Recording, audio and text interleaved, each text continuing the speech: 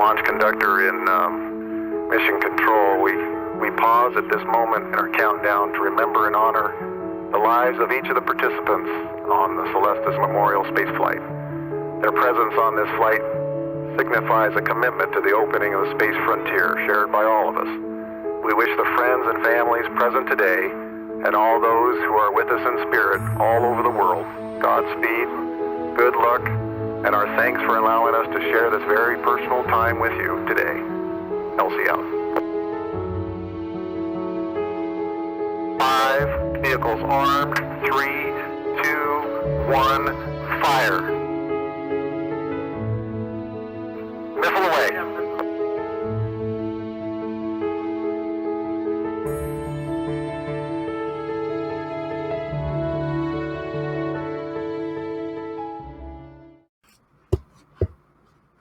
Good evening, ladies and gentlemen, and welcome to another broadcast of our Celestis Memorial Spaceflight briefing.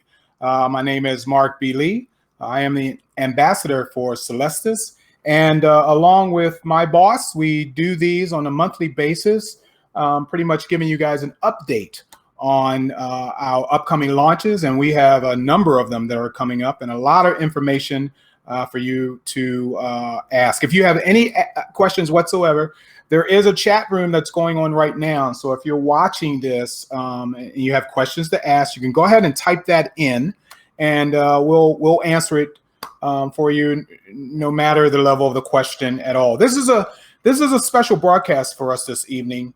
The fact that we are honoring someone, and Charles will tell you more about that as we come on that segment. But we're honoring an organization called the Blatantly Honest Foundation. The Blatantly Honest Foundation, and with its head people, Mikaila, I said it first, Mikaila Nichols and David Velde. We're going to talk a little bit about what's going on there. But right now, I'd like to bring my boss up on the screen, and he can say hello. Hey, Charles, how you doing? Well, maybe I ought to unmute you first, right? Yeah, probably should. I had a funny line too. So. Oh, you did? Go for it. Say it again. No one heard it. Wasn't that funny? I'm pleased to see you doing well. We're in our, 35th day of isolation here in Houston. Oh my goodness. The nice thing about it is that other than the actual launches, pretty much everything we can do remotely. So my crack team is dispersed throughout the city and practicing social distancing. But we're happy to be on tonight. We're happy to see folks live, and we're also happy to let everybody know, as always, we'll be on YouTube shortly after this ends, and you can kind of watch it at your leisure and be part of a great Celestis evening. So I guess without further ado, it's time. We'd like to begin. As Mark said, we have a long history, really, ever since we began in 1994 now, 16 missions ago, of supporting organizations, individuals, nonprofits that we think help move the world in a positive direction. And as CEO, I get the thrill of being able to choose those and to highlight those people. We've done everything from send a young man to space camp to support an animal rescue facility called the Wildlife Waystation in California. We supported Jimmy Doohan's favorite charity, Cowboys for Kids, and we painted the Deke Slayton Museum. There's just a whole lot of things that we do. And that's a key element of the Celestis experience, is that we're not only memorializing and creating important life events for people, we're also trying to give back to the community. So along that theme, and tonight, we've been very fortunate to, a few months or maybe even a year or so back, to be approached by a gentleman named David Velde. And David is a just a wonderful human being, let's put it that way. And he started out a project that began in Florida as an anti-bullying campaign in schools. And he had the idea that, hey, if we can get kids, students to participate in a real space mission as part of this campaign, it not only highlights the campaign, but it's also a fun and rewarding thing to do. We love to see the next generations get involved in real space missions. It's fun to watch a few highly trained civil servants float in space, but it's even more meaningful if you know that somehow you're on that mission symbolically, or stuff you've done is flying into space. And David kind of caught the bug, and we became big fans of his. So I'm going to introduce now David. And David has just recently merged his operation with a very important global initiative in the anti-bullying world. So we're also really pleased tonight to have Mikaila Nichols, the founder of the Blatantly Honest Foundation, join us. I see you all now, and I want to say welcome and happy to have you. Thank you. We're honored to be here. I know it's just an honor. So thank you so much for having us on tonight. So let's start off. Maybe Mikaila, you'd like to tell us a little bit about your journey and how you got to, and what Blatantly Honest Foundation is, and then we'll let David have his shot at it too. How much time you got?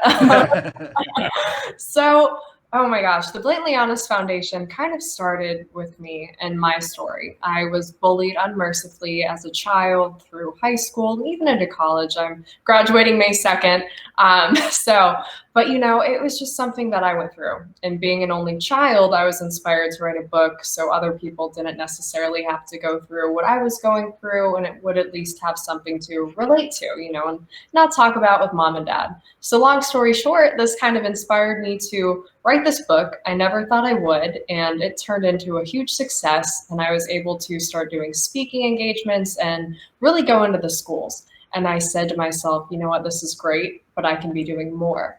And this is when I came up with the idea of starting a 501c3 foundation called the Blatantly Honest Foundation, where yes, we are very blatant, but yes, we also, you know, say how we feel about bullying, and we hope to inspire other people to not only stop bullying, but be an advocate for others. Very cool. And thank you for doing that on behalf of the rest of the planet. It's important work. And the reason I know that is that I've been able to talk and look at what David's been doing. And so, David, would you like to tell us a little bit about how you got here tonight? Well, how I got there tonight, I came by car. There he goes. All the way from the villages going to Windermere, Central Florida. Greetings from God's country over here. We did a lot of charity work with Leesburg High School, and that charity work we felt was very positive, well received, and we felt that we could expand on that. And the principal asked us, "Can you help me with a bigger problem?" And we said, "Sure, we can." And that was, how do we stop bullying? Our approach was that we needed to stop bullying before it happens. The principle in schools now is, if bullying happens, then we clean it up and we tell everybody that will not happen anymore, and it's going to happen again.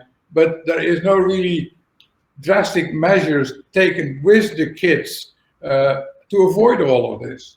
And as a businessman, you look at that and say, if we have a problem, let's go to the source and let it not happen anymore, but from a business direction and not from school regulation direction. So we said we have to work on stopping bullying before it happens. And that we did through communications and programs with the students direct. Now, you cannot have all the students from day number one follow our guidelines and there will be no more bullying. We understand that. So we start with groups of 100 students, And these students we keep every month with a new program involved in bullying. And they on their backpacks will show buttons and these type of things that says, hey, I pledged not to bully anymore. And so if you have a problem somewhere in school or at home or whatever, go to one of those kids that have one of these buttons on the backpack and say, can I talk to you? And that started to happen. So with the Leesburg High School, which was really our testing grounds, we then found out that more kids were willing to come to school. They started to feel that the school was safer. They stood up to bullies. If they were bullied, they were reporting it. Before, they were scared that bullying was going to go into a file with a number, and later on somebody would find out about it, etc. That fear all went away. So now we started to get kids that started to become a member of a movement. And the movement is about the good kids that says, I'm not going to bully. Now, in business, we call it market share. In market share, you say, I own X% of the market. Well, the more kids that started to join us and started to create an anti-bullying market, for the bullies, it meant there are less kids to bully. So the larger our market share in school became, the less kids could be bullied. If there are not enough kids left to be bullied, the bully has no more fun in bullying. For him, it's more a fun thing, like, oh, look at my power. So by doing that, we started to see that the academics were up, bullying reporting went up, attendance in school went way up. Kids were not afraid anymore. So the all-over culture in the school was changed. And we have a letter from the principal that states those facts.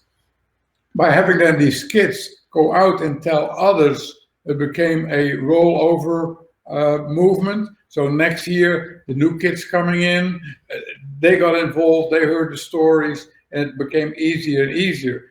The good part of what we do is we have new kids every year. So our market keeps going on and on and on because we've always had new people to deal with. So the monthly programs are really unique. We do crazy things. Mikaila will tell you more maybe of going to the moon, what we do. We're going into space the end of this year with you. We're doing all kinds of things to award these students that participate with unique programs. For example, one of it is approved by the United Nations. And so we're going to fly the United Nations flags at these schools. It's constantly creating awareness. It's all about awareness. And we are, as far as I have been able in 3 years' time of research, we are the only one that have programs like that. Not only that, the programs are for free. So you can imagine if a school can get a free program for free, anti-bullying that works, it's not a bad deal. It's not a bad deal. Sounds great. Very peer-to-peer, which is in schools often the best way to do it. So I'm curious, Mikaila, when David first mentioned, oh, by the way, we can involve our students in a space launch program, or actually 2 or 3 space launch programs, which he's up to now. How did that hit you?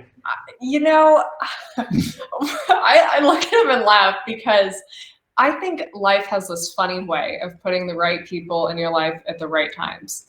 And, you know, later tonight we have that meteor shower, which is like a good omen. And, you know, our partnership just became very organic. And having this experience for kids to be able to go to the moon is just mind-blowing. I mean, people can literally never look down at anyone that was bullied or may not have a disability again, because they'll literally be in space, they'll be on the moon. And for little kids to wrap their head around that, even for me, you know, as a young adult to wrap my head around that, it's just amazing. And it gives kids this, hey, you know what? People try to tear me down, but I matter, and you have to look up at me because I'm literally in space. Yeah.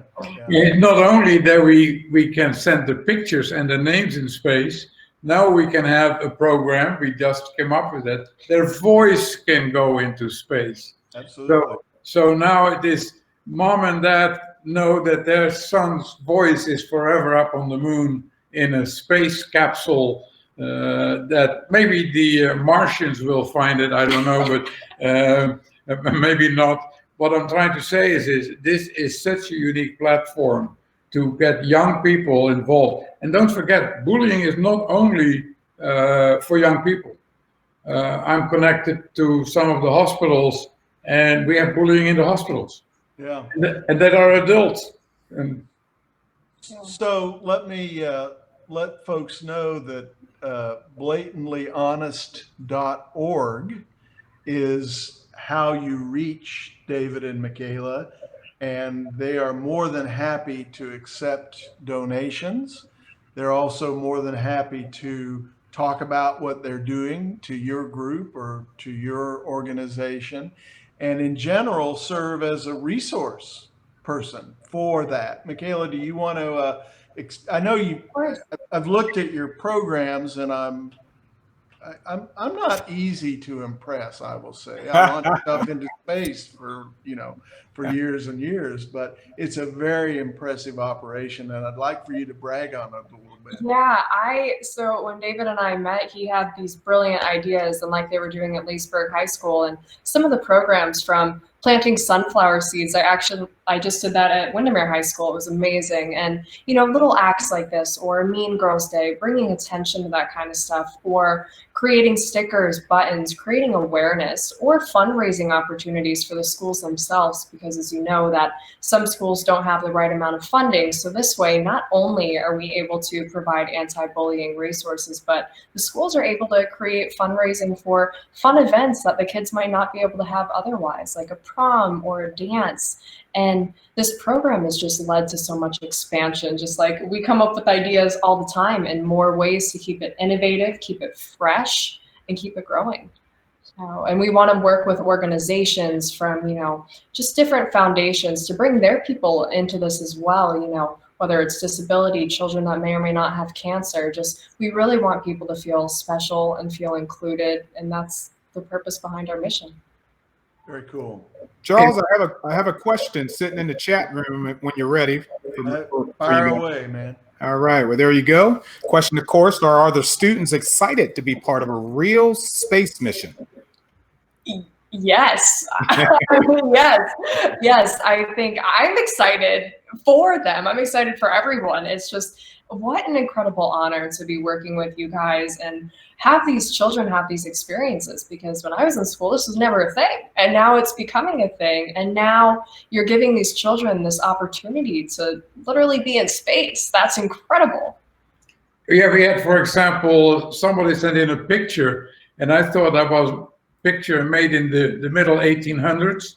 And I thought, what is this? Well, somebody was honoring his great-grandparents, and so he wanted that picture to go up with a note from him to his great-grandparents. That's the older group. Don't forget that we are talking to half the country, because half the country is somewhere related to a child. A friend's child, grandparents, parents, someone, there's a child in your life. Each one of those are concerned about their child going to be being bullied or hurt. We have a program that is called Wrinkles Become Scars. You take a piece of paper, you put a picture of your face on it, and then you crumble it all up, you straighten it out. These crumbles in there, you never can wipe them out again. They will be always there. And then we say, that's not me. That will not happen to me. And so by just youngsters in elementary school, they will understand looking at that piece of paper with quote, quote, their face on it. And that is now all these scars in their mind there. It's not going to happen to me. So we have to speak to these kids in schools at different languages, different levels of interest. And that's what we do. We have to get these kids at a young age, so that when the day comes that somebody says, smoke pot or take some drugs, they have to say, no, I'd rather not. I don't think I should do that. And to piggyback off what he was saying, when I speak in schools all across the country. And the thing that makes me different as a speaker is I'm 22, so I'm young.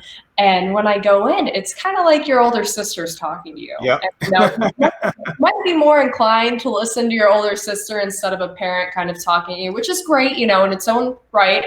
But having someone young come in and talk to me and be like, hey, you know what, I've been around this, not cool, don't do it. They're like, like she has a point, just because it's youth, and we play up to that. And I think that's what makes our approach so unique is, you know what, it's kind of like your older sister's like, hey, let's get through this together. Yeah. Yeah, I agree on that. You're closer to their current situations than any of us could be. So they can relate to you a lot better, a lot easier, I think, that way. I have a question, if I may ask, and that is the payload. I know we're talking a lot about you being involved with one of our missions, the Luna mission, as you can see with the logo up there in the upper right. Can you explain exactly some items, the payload that's actually going to be included in this launch? Well, if you talk about the payload, that's going to be a micro SD chip. Okay. It's a tiny little chips. Right. And it has a capacity of 2 terabytes, of which 20% is kind of, you might well figure you cannot use. So it boils down to 1.6 terabyte. I think we can put the whole world on that 3 times over, something like that. Wow. So these are basically students that are giving you copies of their stories, and you're going to different ways to get the parents, grandparents, and the students to write essays, to email pictures, to tell us stories. Any way we can approach them, we have to make an impression that they want to react to. And they so then become part of what we call the cosmic archive. yes. Okay. I love that. But they want to be rewarded. Yeah. Every kid, if you say, will you do something, then they say, what's in it for me? When I was little and put the garbage out, my father paid me for, and he thought it was overpaid. So these kids, you have to maintain their attention, and that's the problem in schools. We don't stay in front of them all the time. We have a 1-hour deal in the beginning on stage about bullying, and then we forget about it for the rest of the year. We have to stay constantly in with a new story, every month a new story, a new item, stay in their face. In September we start, and we will have planting of sunflowers. So we're going to have sunflower seeds that we're planting around schools, and then 6 weeks later, you suddenly see these blooming sunflowers. Every kid that knows about the sunflowers knows that it is about anti-bullying and be good. I know Mark's got another question that came in. I see it. I see. Before he gets to it, I wanted to say that it strikes me that it's particularly poignant. Try to say that phrase 3 times in a row.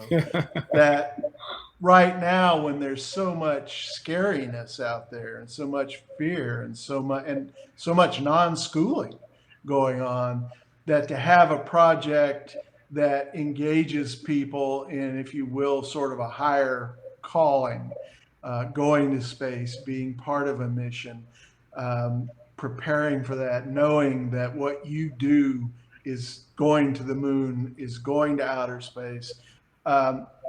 Timing seems to be pretty good to me. That's an editorial statement, but I think Charles, You're on the money. why are we happy and are we doing that? I know personally we saved the life of 1 student. Wow. And that paid off for everything. Yeah, absolutely. Well, Mark, why don't you ask the next question if you're ready? Oh, wait a minute, not that one. It would be this one here. How many states in the U.S. are you working in? And are you working in other countries, or do you have plans to do so?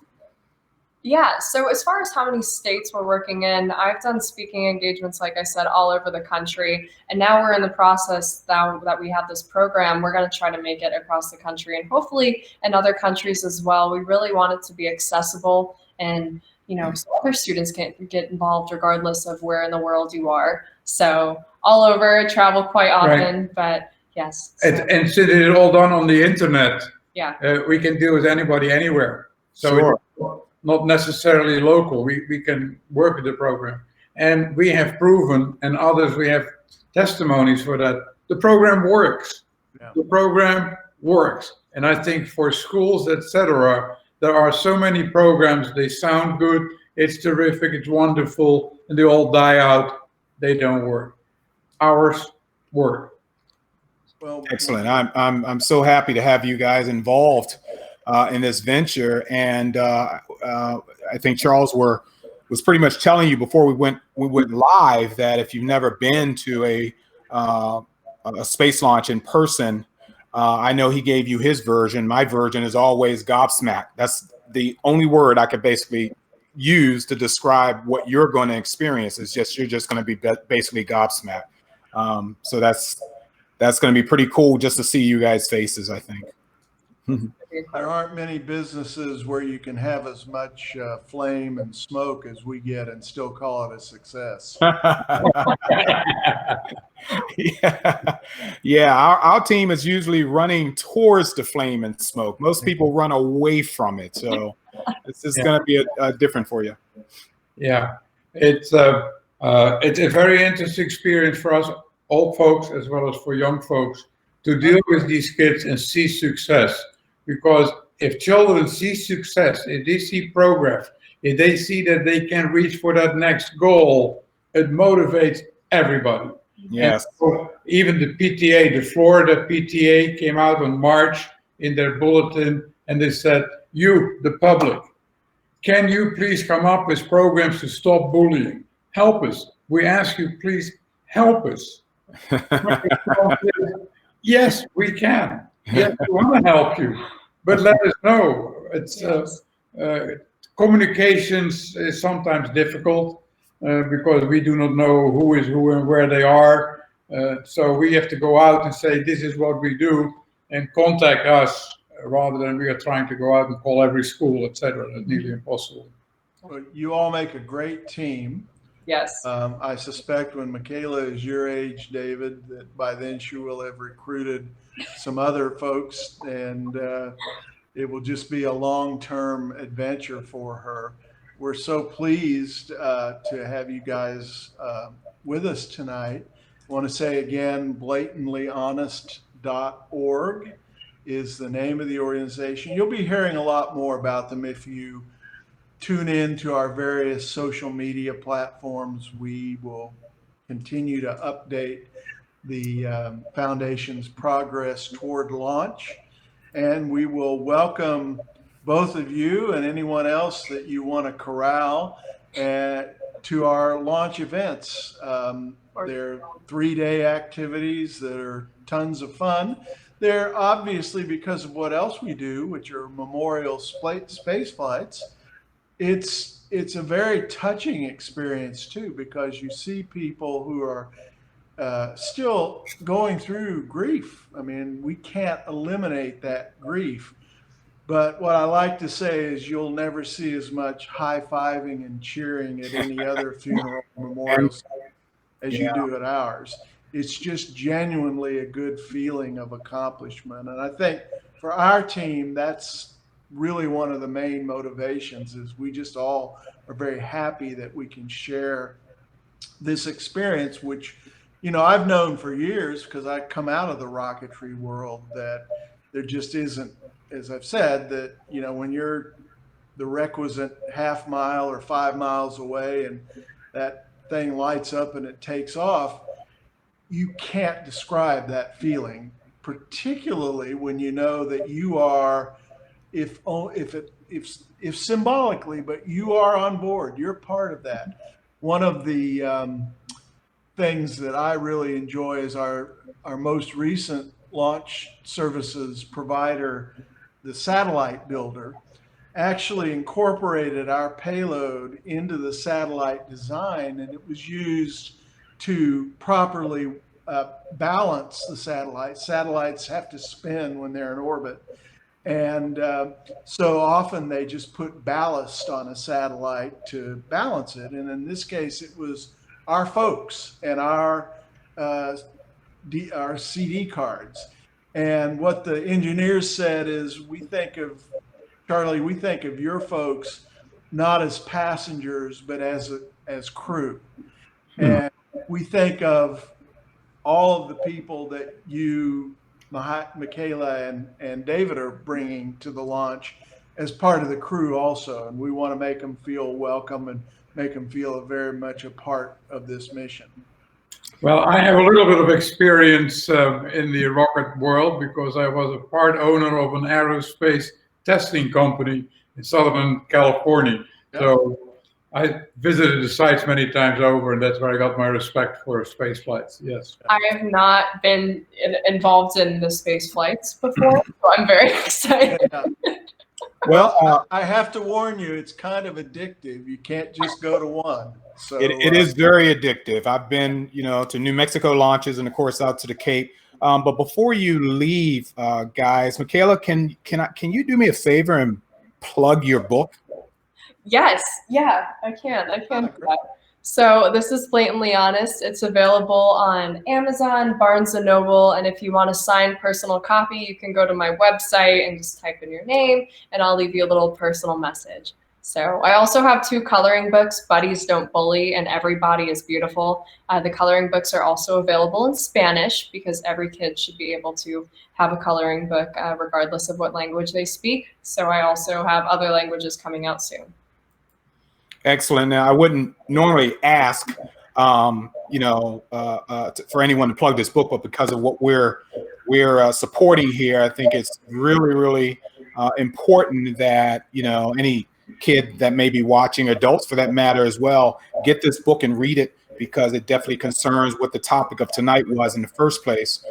So this is definitely I personally haven't read it yet, but I will. I didn't know anything about it until tonight, so my apologies on that. But I really think that everyone who wants to know, who has anything against bullying or have a child that's been bullied, I suggest you get this book as quickly as possible and dive into it. It's up to you. I have to tell you, Mark, that you have a picture of Van Gogh next to you. I'm a big Van Gogh freak. Well, I was the owner of Van Gogh vodkas, and I was allowed to have his name as trademark. Will you adopt me? I'm serious. The only thing I can say is the image behind me, a lot of people go, what is that? That's actually a picture of the surface of the sun, and you see a little sunspot there. So That's right. Yeah. Well, that's good. Thank you both, Good. first of all, for your good works. Yeah. Well, Question? yes, go ahead, David. No, I see that I see a message on the screen. It's just plugging Mikaila. We'll get to you when you write a book, David. Okay, good. Terrific. Thank you so much. Yeah, Thanks very much for joining us. Please sit in for the rest. I'm going to go now to tell our various other viewers what's going on with Celestis. I know there's some interest in that. Terrific. We'll be watching. Definitely. Okay. Thank you. Thank you. Thank you. Again. Thank you guys for joining us Look forward tonight. to seeing you out in New Mexico. Can't We'll wait. see you in New Mexico. Okay, you can still watch the broadcast, but I'm going to kick you guys back down to the lobby here, and you can go and have some dinner if you need to. Good. Okay. Thank you. All righty. All right. Well, Yeah. that was great. Just thrilled to have the interest and the effectiveness of those 2 folks. Yeah. So now, I guess, go ahead, Mark, if you've got anything. I was just going to say, I love the fact that most people understand what we do in our job in terms of memorial space flights, but memorial could mean a number of different descriptions. It doesn't have totally everything to do with death. It has everything to do with memories.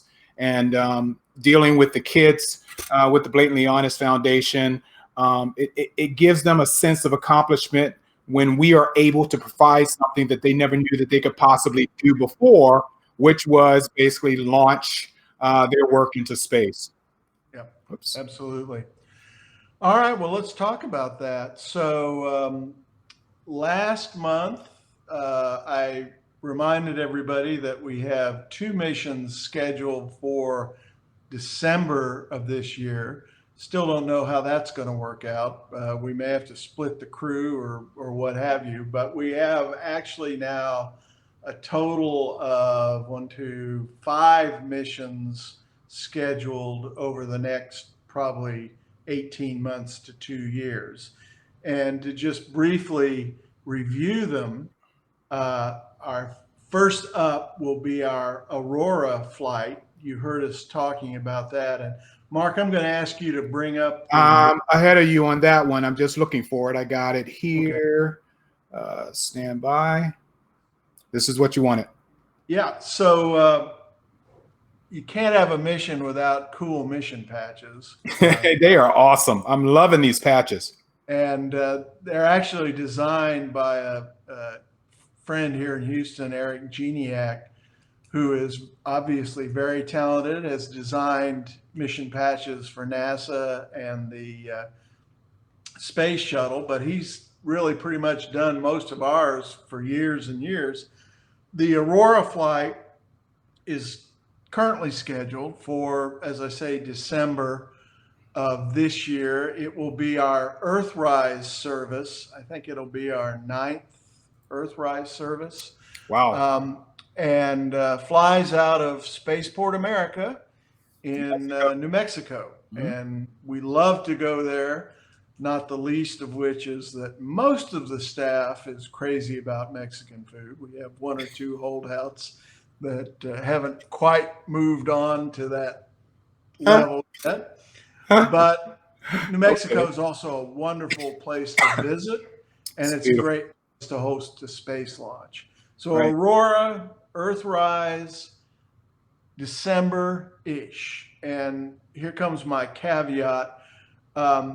As I said last time, space launches are continuing during this current crisis. They are, for obvious reasons, considered essential activities. Not so much our flights, but the ones that we're going on.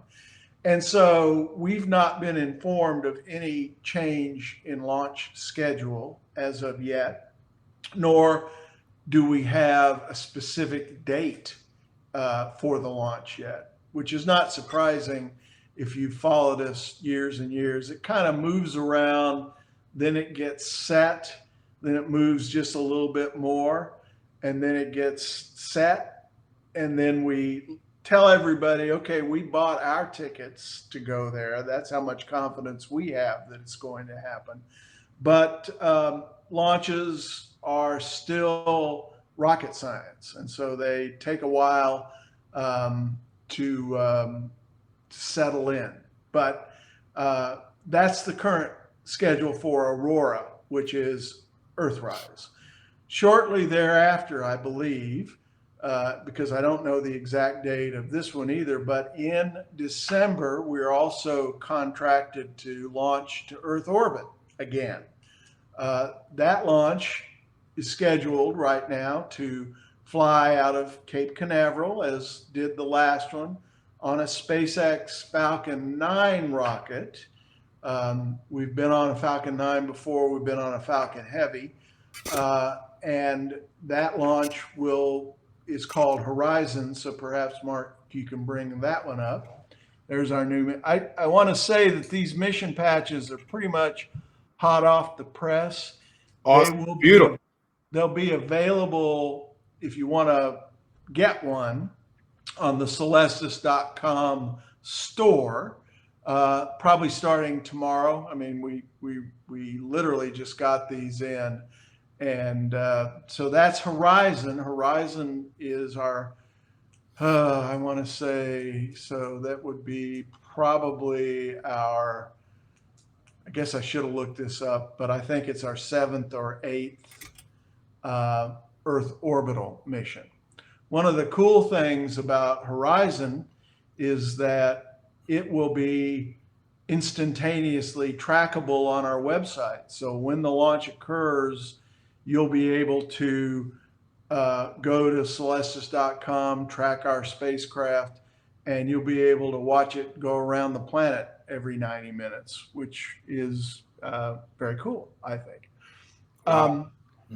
So those are the 2 that we're scheduling for this year. We have a 2020 2 schedule for Luna 02, which will be our second time going to the moon. And Mark, you can bring that one up also. Details a little bit more to be announced, I think, in June. We're going to be flying with one of the CLPS, which is Commercial Lunar Payload Services providers that NASA is funding.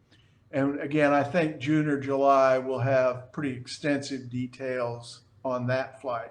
But we've had some folks waiting to go to the moon for a while, and we're delighted, thrilled that we're on a real mission to the moon and getting ready to go for that one. Number 4 on the queue would be our XPrize flight, and I think you've got that one also, I hope. Yep. XPrize is our first ever Voyager mission, which means it goes beyond the Earth-Moon system. We announced last year that we're partnered with a cool, innovative company called Explore out of Seattle, Washington. And we'll be flying together with them and delivering our precious payload to deep space. And then finally, I don't think we have this patch yet, but our next mission after that will be a 2022 Earth orbital mission, which we've named Excelsior, and for which we will soon have a patch. And it's also scheduled to fly out of Cape Canaveral. So those are the missions that are either under contract or under joint venture agreement. We're working on at least 3 additional launches, one of which may well be our second ever flight out of a non-US location. I guess third, if you think of the Marshall Islands Kwajalein Atoll base as non-US. This one we're looking to do this one out of Asia, and we'll have some more information on that as well fairly soon. So as you can see, we have a busy manifest. We don't know yet how all that will ultimately shake out vis-a-vis travel restrictions and social distancing. We're going to encourage everyone to be healthy and not violate, and nor will we, any orders to not go places. Certainly all of our missions, if you can't come, are always webcast. But we're also in discussions with all of the providers. And if it turns out that we have missions scheduled that people are unable to attend, we'll be flexible with you. We've already had a couple of people ask me that question. And the first answer is, I don't know yet what's going to go on. And if I did, well, I don't. But we understand that for many people, the opportunity to be there at the launch is very important. And I think our providers understand that as well. And so we will work with you if it's particularly important that you be at a launch, and we have a launch, for example, scheduled that you can't be at because of nothing that you did, but rather the way the planet is at any time. Our commitment is that we'll work with you and we'll get you on a subsequent mission that you can attend. But it's way too early in the process for any of those right now. But I want everybody to know that we listen to our clients. I think everybody knows that. And that we want to produce the kind of event that you want to have celebrating the life of your loved one. So everybody just kind of bear with us. Hopefully, maybe by the next webcast, the May webcast, again, hopefully by then we'll be able to update you. And I probably will have gotten a haircut by then too. So you and me both. yeah. So I know it's a tough time. I know it's a little bit indefinite. Bridget, I see your note that it's what you want, and we want you. You know, I said last time that, you know, we've been through 9/11. We actually had a launch 10 days after 9/11. We've been through a couple of missions that didn't reach their objective, and we did reflights. We've been through the 2008 economic collapse. We'll come through this one too. We've been here since '94, and we're not going anywhere. So I want to assure anybody that's out there and listening and thinking about, geez, is this something I want to do? Check with us. We put your funds in a trust account. We're very careful to make sure that you get the mission that you sign up for. Charles, can we also mention, especially to Bridget, that you don't have to wait that long, that we do have the capabilities of actually sending up DNA, your own DNA. Part of you can, in fact, go up into space before we lose you. So can you explain a little bit about how that works, Charles? It's a great point. So for years and years, I thought to myself, this is so cool and it's a wonderful memorial service. And that's been the essence of what we've done since our first mission out of the Canary Islands with Gene Roddenberry and Timothy Leary in 1997.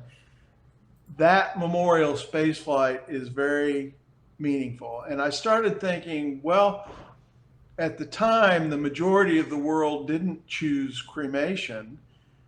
Now that's changing, but even now, a large portion of people elect a different disposition. And what could we do for them? So we started out by, at clients' request, flying hair samples that include the mitochondrial DNA, as long as you get the bulb. And so being able to fly to space together with a loved one, or fly to space as a memorial service after I pass, but I'm not choosing cremation. Once we got to that point, we thought, geez, there's no reason not to make this available to anybody that wants to send themselves into space. And we partnered with a DNA laboratory in Canada, and we now are able to launch a substrate that is 100% of your genome. So if you would like long-term off-planet DNA storage, we're the folks to talk to. If you'd like long-term deep space launch of your DNA, of your human genome, we're the folks to talk to. We make that capability available also. Also, as our guests earlier are doing, every mission we fly photos, messages, songs, other things that are contributed to us, and that is an available option for folks as well. So we're really sort of all about symbolic spaceflight. I don't know a lot of people that can pay the amount of money to go to space themselves in their lifetime. And yet we're the key of Celestis, or the founding principle of Celestis, is that spaceflight ought to be for everybody, ought to be available to all of us. And so we do, if you will, the art of the possible that way. And we're, in doing so, we believe that, and other space organizations have given us awards saying we do this, we're helping to lead the effort of humans to expand off of this planet. And probably editorially, there's no time better to think about getting off the planet than these days. It's a way that we can offer spaceflight for all, and it's affordable. And those two things don't mix too often in the world that we're in. And if I could add, Charles, this is a wonderful gift, not only for yourselves, not only for your loved ones, but if you have friends, relatives, a neighbor who may have in passing mentioned an option of going to space. If you've overheard them say, man, you know what I want to do when I really pass, or things of that nature.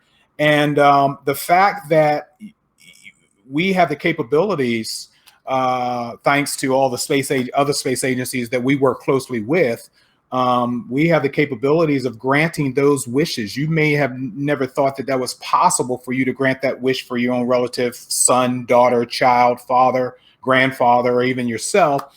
But that's basically what we're here for, and that's basically what we do. The exciting part about it is when all the families get together during our events, because all our events are approximately 3 days. And along with memorial services, you have, music, you have speakers. We've had a well-known astronaut speak at our last launch in June.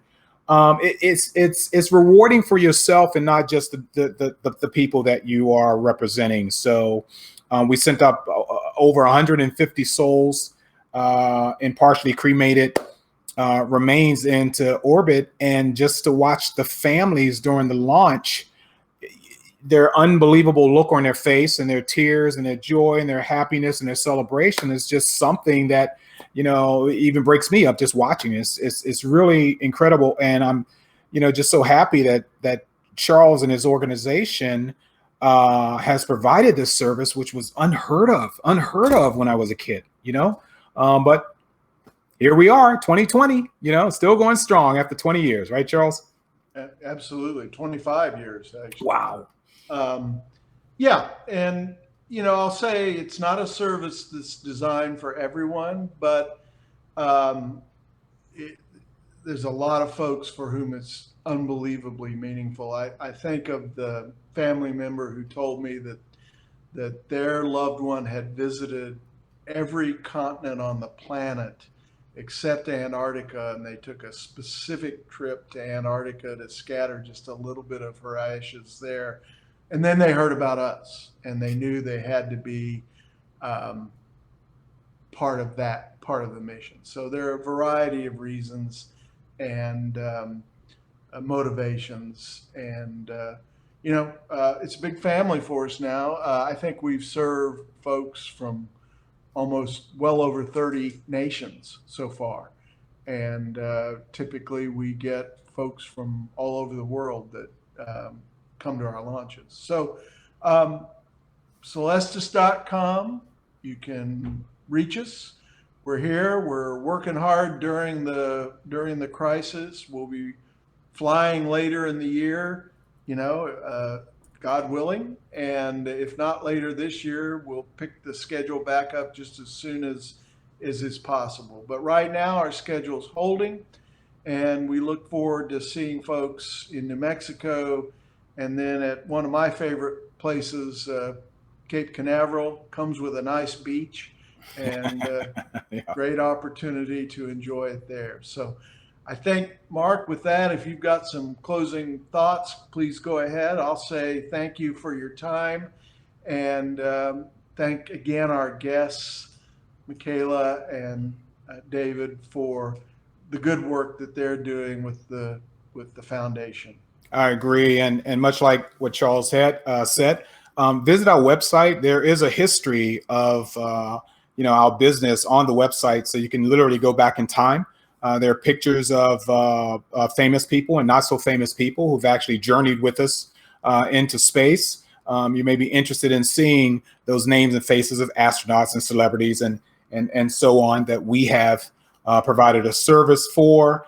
And if there's any questions whatsoever, please, there's no such thing as a dumb question. You may be scared of asking a question. Please don't be afraid. Ask us anything. we'll provide the answers for you. And we hope that if you join us, you can do that as soon as possible, so you don't have to, we have payment plans, so you don't have to throw down a big chunk unless you want to adopt me because we just found out that you're rich. That's the only thing that would stop me from saying, take your time. But anyway, no, but we do this every month. Our next one will be May. I don't think we have a solid date yet as to our next broadcast. But we'll come back. We constantly get new information. So don't make it seem like you're going to be hearing the same thing over and over again up into our next launch. That's not necessarily true. These are updates, and literally with updates come information. So please join us each month if you can for this 1 hour broadcast. And of course, this will be put on our Celestis YouTube page, where you can revisit the entire broadcast again. If you missed something, if you overheard a answer to a question you may have had, go back to any of the videos that we have on there, and we'll have some answers for you, hopefully there. If not, again, just call us, email us, whatever. Okay. Charles, thank you so much. It's been a pleasure each and every month to have you here. It's always been information that we're interested in hearing. The introduction of these patches are phenomenal. And if you go on also our Celestis page, you can find those patches there. I don't know if have these been loaded yet? Not yet. We're going to do that tomorrow. So okay, they'll be up there on tomorrow. Don't wait. Look at our page tonight, but tomorrow come back and look at these patches because they are absolutely phenomenal. Patches, beautiful patches, and of course available for purchase, and not just the upcoming flights, but for past flights that we've had as well. But go ahead and take advantage of that. All right, my name is Mark, and I am with Celestis, and Charles is my boss. So Charles Chafer, thank you so much for joining us again tonight. We look forward to seeing you next month. Thank you, everyone that's joined us for this evening, and just have a blessed one. Goodbye. bye.